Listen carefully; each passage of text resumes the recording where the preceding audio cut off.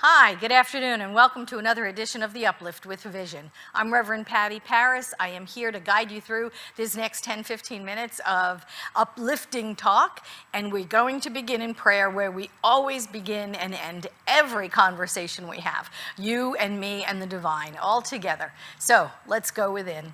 Knowing and accepting there is one life. It is God's life. It is whole and perfect and complete. It comes with all of the qualities of God. We know that there is only one substance, one energy, one presence in the universe. We call that spirit, and we know that spirit infuses everything with its energy. Everything in the manifest universe is the one thing. And as diverse and as different and as unique and as individualistic as everything is and looks, we know that what animates all life is God. One power, one presence, one universal intelligence. And we dive into this right here and right now. And so it is. So how are you doing? How was your weekend? It's a lovely Monday, and here's what I know. We're having discussions on what would Ernest Holmes say about, and I'm asking you to send in words. And you've been sending in words. I'm so excited. Makes me happy. I like doing the research. It just gives me so much information, things I can use for my Sunday talks as well. So please keep sending in those words. Please keep asking me, what did Ernest Holmes have to say about? And then have a word in mind. So today's word is, what did Ernest Holmes have to say about divinity? The word divinity, and I just love that. I'm going to start with the book, What Religious Science Teaches, because it's a really nice introduction to what religious science is, what science of mind and spirit is all about. And this particular definition here includes the word divinity in it and explains a little bit about what it is. So here's what Ernest Holmes writes. Religious science is an educational as well as religious movement and endeavors to coordinate the findings of science, religion, and philosophy to find a common ground upon which true philosophic conclusions, spiritual intuitions, and mystic revelations may agree with the cold facts of science, thus producing fundamental conclusions, the denial of which is not conceivable to the rational mind. So there's a great definition. Isn't that wonderful? A great definition about really what this faith philosophy of ours is all about. He goes on to write this. It goes without saying that such conclusions cannot contradict the other. No system of thought can stand which denies human experiences. No religion can remain vital which separates humanity from divinity, nor can any science which denies the spontaneous appearance of volition and will in the universe maintain its position. So that's a real big chunk of words right there.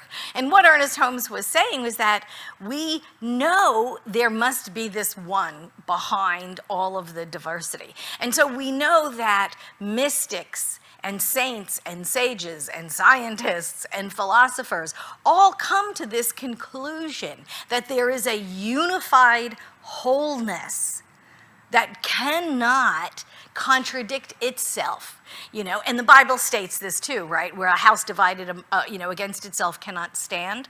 This is really Ernest Holmes saying very much the same thing. Science and philosophy and religion cannot contradict each other about the basic nature of life without the whole thing, right, falling into disarray. And what we know about religious science is that it did not fall into disarray. It is quite a vibrant and dynamic faith tradition that proves its principle by practice. We prove our principle by practice. And so that's really what this is all about, isn't it? That humans, he says, right, no religion can remain vital which separates humanity from divinity. So here's what we know, is that spirit has infused everything with itself, from a blade of grass to a planet, right? So it has infused itself in us as well. So we are the divine itself. So is the dog, so is the grass, so is the fish, so is the sky. Everything in the manifest universe is made of the same energy. And we call that energy spirit. Spirit infuses itself in everything. It is the energy that can neither be created nor destroyed. It simply changes form. So if everything springs from this universal intelligence, the divine mind, and everything seeks an outlet into form, and that form is created by that same energy, then that energy that is God is the energy that is everything. That's you and I. So we cannot separate, as he says, we cannot separate the humanity from the divinity. It's one in the same. We are that which thou art. So the divine nature of God is infused into the physical representation, the physical vehicle known as man. But we are simply that. We're simply the same energy. We are God energy. I want to go on to the next quote. This is from 365 Science of Mind, and we'll go back and we'll read days from that too in the future. But right now, here's the one I want to talk about. Ernest Holmes writes, "To understand our unity with God is the beginning of wisdom. To realize that we can express our divinity today should be the start of a conscious practice that will gradually conduct us to a greater and greater experience of life. Thus, we will demonstrate not only that an infinite God exists, but that it is now operating in our experience. This is the purpose of the practice of the science of mind." So listen to that. He ends up saying this: "Our consciousness of the indwelling spirit and the embodiment of its gifts brings us into dominion of good." So what he's saying is we can't get away from it. We can't get outside of it. We are part and parcel of the same thing. And we get to demonstrate it by awakening to the truth that that's what that is. That's what we are. That's what all life is. When we understand it at that deep level, that's when we start demonstrating it around us all the time. No struggle, no efforting, because what we know is what Jesus knew. When you see me, you see the Father, right? It's not me, but it's the Father that doeth the work. But he had no resistance to it. So it simply flowed from him into the conditions, changing the conditions around us. We know when we do that with no resistance, it flows into the conditions around us, changing conditions around us as well, don't we? We know that. I know you've had demonstrations where that's happened. Boom, that water to wine moment, right? Where you spoke your word, you had no resistance to it, and it just unfolded in a minute, in 10 minutes, in a half hour, in a day, whatever. And you go, oh my gosh, it works, it works. The science of mind and spirit works. Of course it does. It can't not work. It is we who get in the way. We are the ones that struggle. We are the ones struggling with accepting that it works easily and effortlessly when we get ourselves out of the way. This is the purpose of the practice of the science of mind. Boom, there, he says it. This is what we do. This is why we do what we do. We practice the presence of God in our lives. And practicing the presence of God means accepting the gift has already been given, letting the universe bless us, flow through us into demonstration around us by our predominant thoughts of good, of God, of joy, of abundance, of wisdom, of harmony, of love, of joy, all of those qualities of God that have been infused in us since before we were born. Here's another quote. It comes from Know Yourself. This is another book that was published after Ernest Holmes transitioned. It was published in 1970, so it was 10 years later.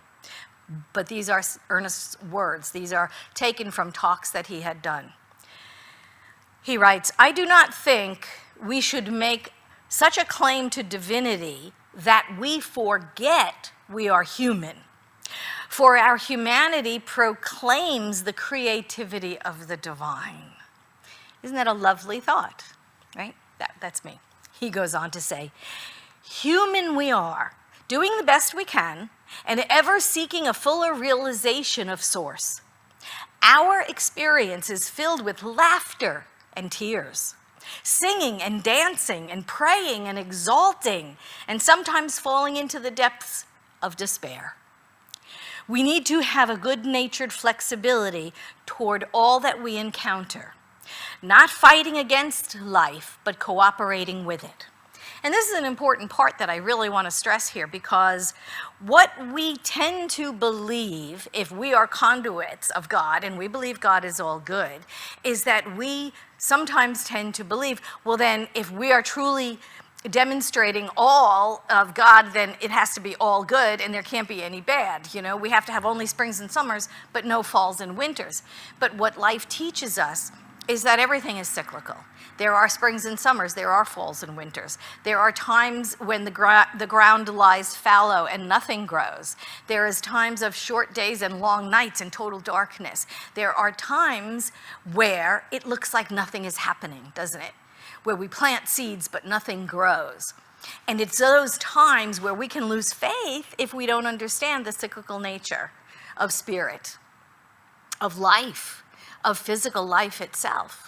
And what we must understand, I think, more than anything else is that to every season, right, to everything, there is a time. And sometimes things take longer than others, you know? But here's the thing that I really want to get to at this particular thing is that just because we suffer despair, like Ernest Holmes said, just because we feel broken down at sometimes or forlorn or depressed or saddened, that does not mean that that is not also good. Because what we say is God is the good, right? That there is no opposite to. And what I want to stress here is that our soul craves all of it. We are here, we are in physical form, we have decided at some point in our evolution to come into this body, to come into this form, to come onto this planet, to infuse ourselves into these bodies. And our soul is craving experience. Not only certain types of experience, our soul is craving all of it. All of it. The highs and the lows and the bliss and the heartbreak and the sadness and the grieving and the loving and the joyousness and the dancing and the singing. Our soul craves all of it. Our soul does not make a judgment over, I only want these things, I don't want those things. Our soul is here to communicate, to express, to experience everything that life has to offer. It places no emphasis on only good experiences over what we would consider negative experiences. It doesn't. It wants to experience everything that life has to offer, so that when we transition with all of the gifts that life had to offer, not just some of them. Ernest Holmes goes on to say in that same publication, people are immortal beings. They do not earn immortality, paying for a heavenly place through a lifetime of self-denial. No, they are immortal because they are made of immortal stuff. All people are immortal, not because they choose to, or because they believe in some particular doctrine, not because they are Christians, or Jews, or pagans, but because they are divine. Humanity is divinity wearing a mask. Don't you love that? Oh my God, I love that quote. That was Ernest Holmes. Let me say that again. Humanity is divinity wearing a mask. Doesn't that sound lovely? That's exactly what we are. We're dressed up in our skin suits, you know, like our Easter bonnets. We're dressed up in our skin suits. We are made to look, you know, human and limited and maybe a little weak, maybe alone, maybe scared, but none of that is true. We are divinity wearing a mask. I love that idea. I just love it. And I want to finish up with this. The spiritual universe and you, Ernest Holmes writes, it is normal to have faith. It is natural to believe in a God. It is right to love people and good to praise everything, because hidden in everything is a seed of perfection. Now, you know he got that from Walt Whitman, right? I quote that quite a bit. I quote Ernest quoting Walt Whitman. Anyway, he goes on to say, the great experiment is in our own mind. Here, in the integrity of our own soul, in the simplicity of our own heart, we can prove what the ages have longed for and prayed for, that at last, though we have not known it and the world has not suspected it, divinity has temporarily clothed itself in humanity. That warms my heart. It makes me feel really good. Makes me feel so optimistic about our life, our planet, humanity at large. Doesn't it leave you with a good feeling? It does, a good feeling of optimism. Let's pray out. I give great thanks for this good. I give great thanks for this teaching, for this science and spirituality and philosophy that just brings everything together so perfectly, to know that we are in an orderly universe, to know that spirit is forever giving of itself to its creations and we are that, to know that spirit is forever having our back. There is nothing to worry about. God is good all the time. I give great thanks for this and I simply let it be. And so it is. Wow. Good to spend time with you. From my heart to yours, Vision, we are one right through this technology. I look forward to seeing you again tomorrow on another edition of The Uplift. Bye-bye.